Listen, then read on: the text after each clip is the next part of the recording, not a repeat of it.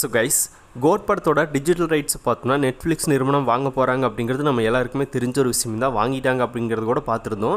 So இப்போ நம்மளுக்கு கிடச்சிருக்கிற இதை பற்றின லேட்டஸ்ட் அப்டேட் என்ன அப்படின்னா, இந்த இயரில் அவங்க பார்த்தோம்னா அதிகமான தொகை கொடுத்து வாங்கப்பட்ட ஒரே படம் பார்த்தோம்னா நம்ம தளபதியோட கோட் படம்னு சொல்லப்படுது. கோலிவுட்டில் அந்த அளவுக்கு அதிகமான ப்ரைஸ் கொடுத்து தான் பார்த்தோம்னா கோட் படத்தை அவங்க வாங்கியிருக்காங்க அப்படிங்கிற நியூஸ் நம்மளுக்கு கிடச்சிருக்கு.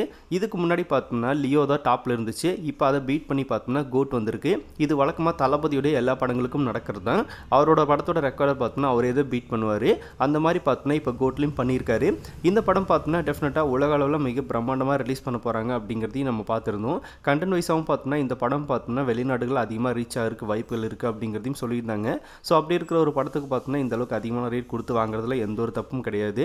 அதுவும் தளபதியோட படங்கள் பார்த்தோன்னா நெட்ஃப்ளிக்ஸில், அமேசானில் இதிலெல்லாம் பார்த்தோன்னா ஒரு தரமான சம்பவங்களை பண்ணும்.